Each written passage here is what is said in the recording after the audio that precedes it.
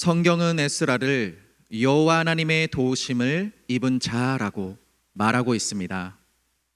오늘 새벽을 깨워 예배하는 성도님들에게 동일한 하나님의 도우심과 은혜가 가득하기를 축복합니다.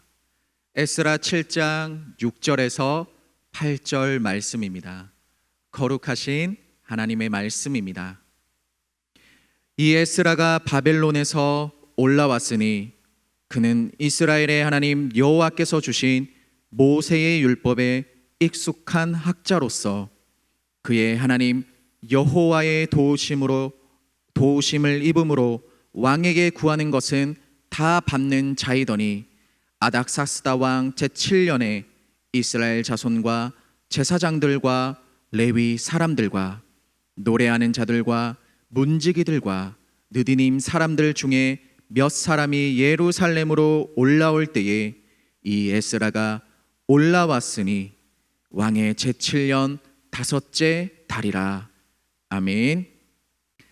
아닥사스다 왕 제7년에 이스라엘 자손과 제사장들, 레위 사람들, 그리고 노래하는 자들과 문지기들과 느디님 사람들 몇 사람이 예루살렘으로 출발하였습니다.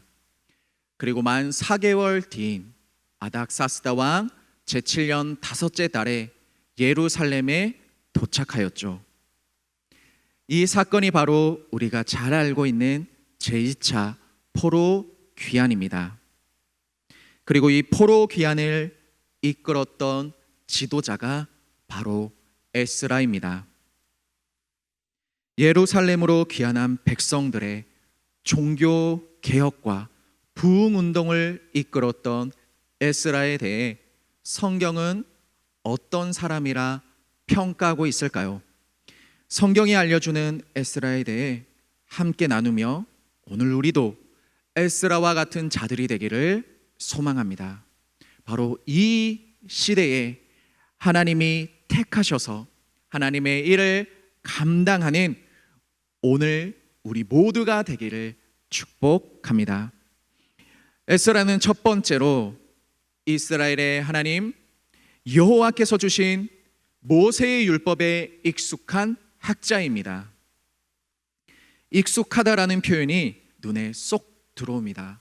원어로는 민첩한, 능숙한이라는 의미입니다. 이러한 원어의 의미를 통해서 볼 때 에스라는 여호와의 율법에 익숙함을 넘어서 능통하게 이해하고 그리고 삶 가운데의 행동으로 민첩하게 실천하였던 사람이었음을 알게 됩니다. 우리 교회는 코로나 이후 그리스도인에게 정말 중요한 문화를 만들어가고 있습니다. 바로 방역 문화입니다. 철저한 방역 문화 속에서 우리 교회는 모이는 예배를 잘 드리고 있습니다. 교회에 들어올 때 발열 체크를 합니다. 그리고 출석 체크도 하게 됩니다. 그리고 손 소독도 철저히 하고 지정 좌석에 앉아서 예배를 드립니다. 그리고 오고 가는 이동 간에 거리 두기를 실천하면서 바로 이러한 방역 문화를 지켜나가고 있습니다. 이 문화에 우리는 익숙해야 합니다. 아니, 익숙함을 넘어서 능통하게, 능속하게 방역 문화에 앞장서는 우리 교회, 우리 모두가 되어야 합니다. 그러나 코로나 이전에도 그리고 이후에도 앞으로도 그리스도인에게 중요한 단 한 가지가 있다면 그것은 바로 하나님의 말씀입니다. 하나님의 말씀에 민첩하고 능숙한 사람이 되는 것이 오늘 이 시대를 살아가는 우리 모두에게 가장 중요한 것입니다. 하나님의 말씀에 익숙하신가요? 보시니 참 좋았더라 말씀 묵상으로 하루하루 민첩하게 하나님의 말씀에 반응하면서 순종하면서 살아가고 계신가요? 생각해보면 에스라는 다른 것에 익숙해지기 좋은 환경이었습니다. 이방 문화에 그리고 우상에 익숙하기 쉽고 6절 후반에 왕에게 구하는 것은 다 받는 자이므로 엄청난 특권을 누리며 세상 가운데 권력과 편안함에 익숙해지기 쉬운 환경이었습니다. 그럼에도 성경은 에스라를 무엇이라 말하고 있습니까?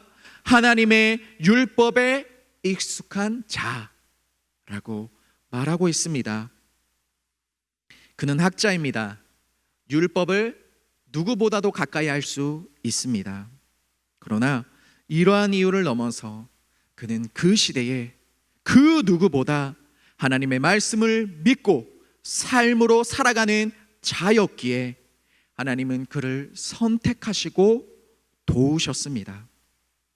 여기서 우리는 스스로에게 질문을 해봅니다. 나는 무엇에 익숙한가? 세상에 익숙한가? 아니면 하나님의 말씀에 익숙한가?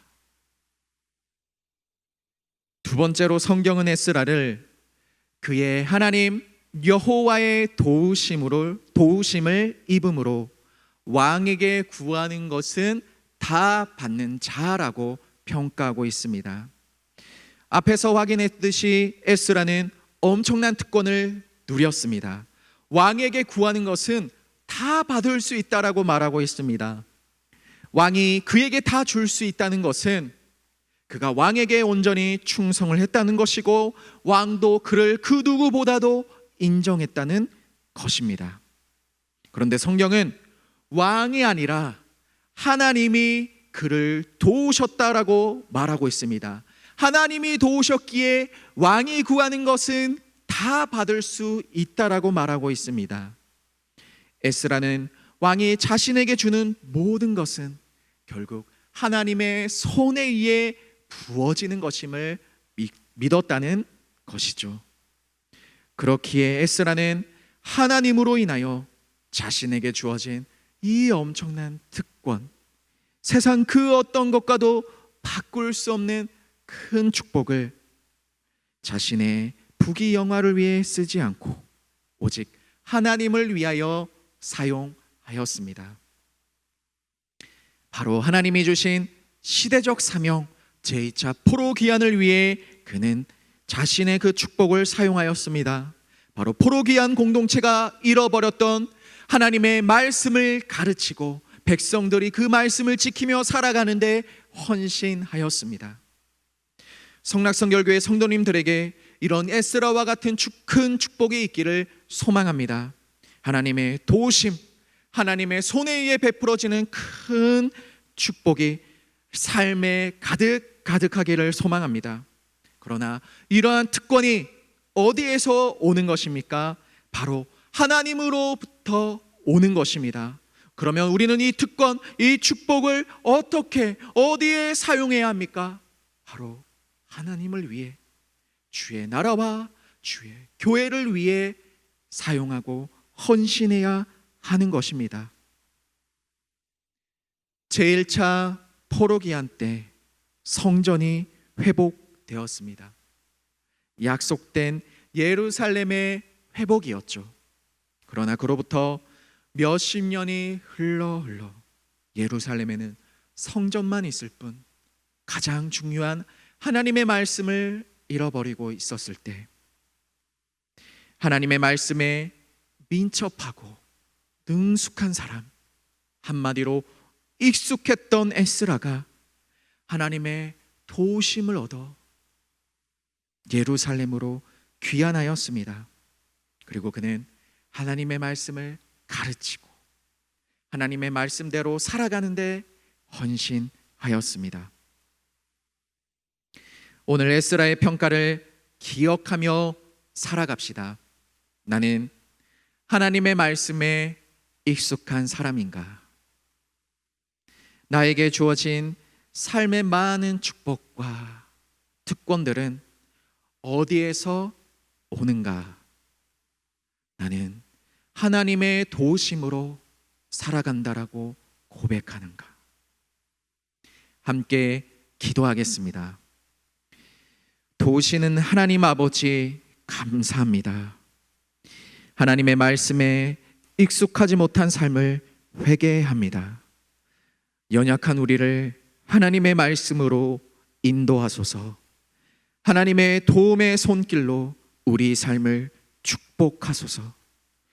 이 시대에 하나님이 주신 능력으로 하나님을 위해 사는 그리스도인 되게 하소서. 예수 그리스도의 이름으로 기도합니다. 아멘.